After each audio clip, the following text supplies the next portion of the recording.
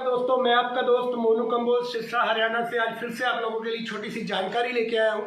उम्मीद करता हूँ कि जैसे आप लोग पुरानी वीडियोस को पसंद करते हैं, ये वीडियो भी आप लोगों को पसंद आएगी। दोस्तों, आज हमारे पास एक एलईडी टीवी रिपेयर होने के लिए आया है, जिसमें क्या प्रॉब्लम है और किस तरीके से इस तरीके की प्रॉब्लम को आप सॉल्व आउट कर सकते हैं, सारी डिटेल मैंने इस वीडियो में दी है। वीडियो को एंड तक जरूर देखिएगा। साथ में अगर अभी तक आप लोगों ने चैनल को सब्सक्राइब नहीं किया है तो चैनल को जरूर सब्सक्राइब करें, ताकि हम और अच्छे वीडियोस आप लोगों के लिए लेके आते रहें। और अगर आपका कोई वीडियो के प्रति कोई सुझाव है या किस सब्जेक्ट पे हम वीडियो लेके आए, आप कमेंट सेक्शन में कमेंट करके हमें ज़रूर बताइएगा, ताकि हम आप लोगों के लिए आपके जो आप चाहते हैं वो वीडियोस लेके आते रहेंगे। तो चलते हैं वीडियो में क्या कुछ है, देखते हैं। नमस्कार दोस्तों, आज हमारे पास सेट आया है हायर का 32 इंच का एलईडी टीवी है, जिसका मॉडल नंबर यहाँ पे आप देख सकते हैं। सबसे पहले इसकी प्रॉब्लम देख लेते हैं, इसके अंदर क्या प्रॉब्लम है।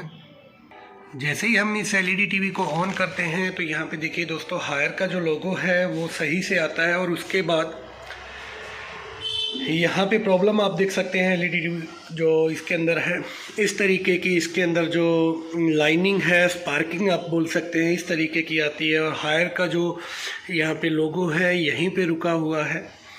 तो ये प्रॉब्लम है इस एलईडी टीवी में, और इसको ओपन हमने किया है। सबसे पहले मैं आप लोगों को बोर्ड दिखा देता हूँ कि इसके अंदर कौन सा बोर्ड लगा हुआ है। देखने से इस तरीके का लगता है कि प्रॉब्लम पैनल से रिलेटेड है, लेकिन जब हमने इसको चेक किया है तो ये जो प्रॉब्लम है ये इसके बोर्ड से रिलेटेड है, हमें मिली है।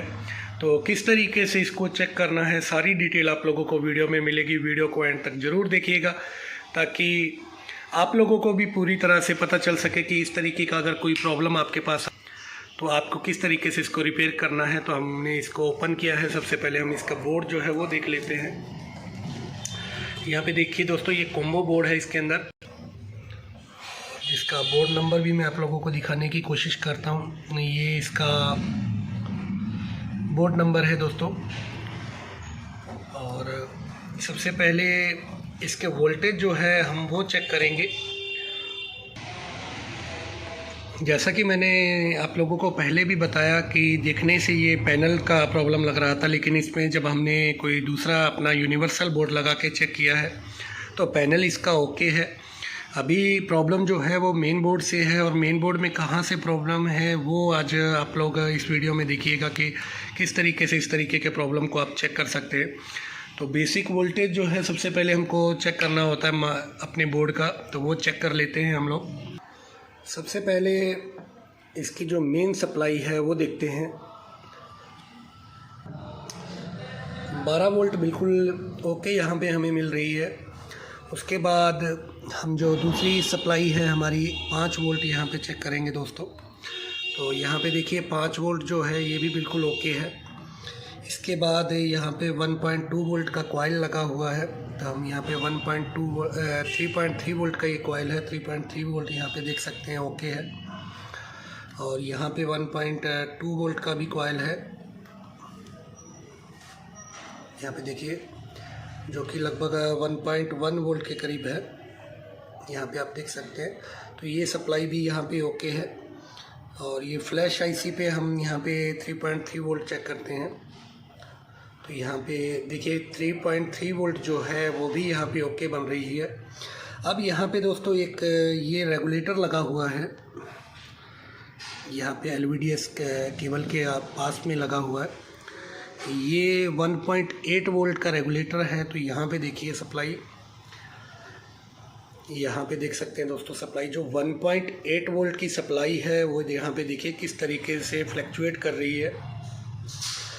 1.6, 1.5, 1.8 इस तरीके से ये सप्लाई जो है यहाँ पे देखिए स्टेबल नहीं है। यहाँ पे 1.8 वोल्ट का सप्लाई जो है वो स्टेबल रहना चाहिए, लेकिन यहाँ पे आप देख सकते हैं 1.8 वोल्ट को किस तरीके से यहाँ पे 1.2, 5, 6 इस तरीके से ये जो प्रॉब्लम कर रहा है। तो ये जो सप्लाई है ये इसकी रैम की सप्लाई है। इसका जो रैम है और मेन आईसी के पास, मेन आईसी के अंदर, तो इसकी जो सप्लाई है 1.8 वोल्ट रैम की सप्लाई वो यहाँ पे डिस्टर्ब हो रही है। जिसकी वजह से आपने देखा कि हमारे टीवी के अंदर जो प्रॉब्लम आपने देखी है, यहाँ पे प्रॉब्लम देख सकते हैं, इस तरीके का प्रॉब्लम है, कभी ग्रीनिश है, कभी इस तरीके से ये स्पार्किंग टाइप पिक्चर में आती है। मैंने पहले भी आप लोगों को प्रॉब्लम दिखाया। तो अब हमको क्या करना है, ये रैम सप्लाई का रेगुलेटर जो है 1.8 वोल्ट का, ये हमको बदलना है। दूसरी चीज़ यहाँ पे ध्यान देने वाली है कि ये जो रेगुलेटर है ये एडजस्टेबल रेगुलेटर यहाँ पे लगा हुआ है। कोशिश करूँगा मैं इसका नंबर भी आप लोगों को दिखाने की, जो कि यहाँ पे 1117 जो ये रेगुलेटर है। किसी में 1.8 वोल्ट डायरेक्ट निकलता है या 3.3 वोल्ट लिखा रहता है, लेकिन इसके अंदर एडजस्टेबल ये है। तो इसको इस जगह पे एडजस्टेबल हम जो रेगुलेटर है वही लगाएंगे। और सबसे पहले इस रेगुलेटर को हम बदल के देख लेते हैं। मैं आप लोगों को दिखाता हूँ कि इसको बदलने के बाद हमारी सप्लाई जो है वो स्टेबल होती है या नहीं, या हमारा प्रॉब्लम निकलता है या नहीं, तो वो देख लेते हैं हम। यहाँ पे दोस्तों मैंने ये रेगुलेटर जो इसके अंदर लगा हुआ था वो निकाला है। इसका नंबर आप यहाँ पे दे सकते हैं 1117, और लास्ट में देखिए ADZ, मतलब कि जैसे मैंने पहले बताया एडजस्टेबल ये रेगुलेटर है। इसके वोल्टेज आप एडजस्ट कर सकते हैं रेजिस्टेंस की वैल्यू से। किसी में डायरेक्ट 1.8 या 3.3 लिखा रहता है, तो उसमें आप डायरेक्ट वाला लगा सकते हैं, लेकिन इसमें एडजस्टेबल है तो आपको ये रेगुलेटर जो एडजस्टेबल वाला ही लगाना है इसके जगह पे। तो हमने ये रेगुलेटर यहाँ पे चेंज कर दिया है। यहाँ पे ये रेगुलेटर जो है हमने एडजस्टेबल ही इसकी जगह पे लगाया है। और अब हम टीवी को ऑन करके देख लेते हैं। सबसे पहले यहाँ पे स्टैंड बाई से ऑन करने के बाद यहाँ पे हम देखते हैं हमारा जो लोगो है वो बिल्कुल सही आ गया है। यहाँ पे देख सकते हैं आप।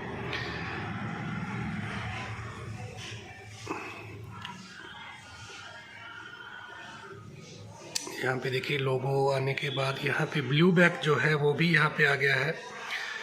यहाँ पे देख सकते हैं। मैं यहाँ पे सिग्नल लगा के भी आप लोगों को दिखाता हूँ। जैसे कि पहले आप लोगों ने देखा था इसके अंदर कि लोगो हैंग पे ही रुक जाता था और किस तरीके की प्रॉब्लम इसके अंदर स्पार्किंग टाइप थी। अभी हमारा टीवी जो है वो सक्सेसफुली रिपेयर हो गया यहाँ पे हायर का। और मॉडल नंबर यहाँ पे आप देख सकते हैं, जो मॉडल नंबर इसका था। तो ये प्रॉब्लम थी इसके अंदर, इसकी रैम का जो रेगुलेटर था वो प्रॉब्लम कर रहा था हमें। और टीवी में ऐसा प्रॉब्लम लग रहा था कि जैसे पैनल से रिलेटेड हो।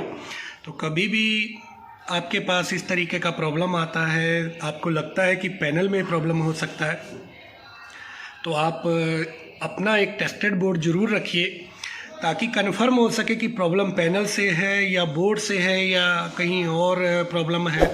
तो ये पहले निश्चित कर ले कि प्रॉब्लम किस साइड है। तो हमने इसको पहले देखा, प्रॉब्लम हमारे बोर्ड साइड था। बोर्ड में क्या प्रॉब्लम थी मैंने आप लोगों को यहाँ पे शेयर किया है। और अच्छी जानकारी देखने के लिए आप हमारे चैनल को ज़रूर सब्सक्राइब करें अगर अभी तक आप लोगों ने चैनल को सब्सक्राइब नहीं किया है। वीडियो अच्छी लगती है तो वीडियो को लाइक ज़रूर करें, क्योंकि यहाँ पे मैं जो भी फॉल्ट फाइंडिंग आप लोगों के लिए करता हूँ, कोशिश करता हूँ कि लाइव करने की, ताकि आप लोग भी उससे कुछ ना कुछ नया जो है वो सीख सके। और मिलते हैं जल्दी ही नेक्स्ट वीडियो में। तब तक के लिए धन्यवाद दोस्तों।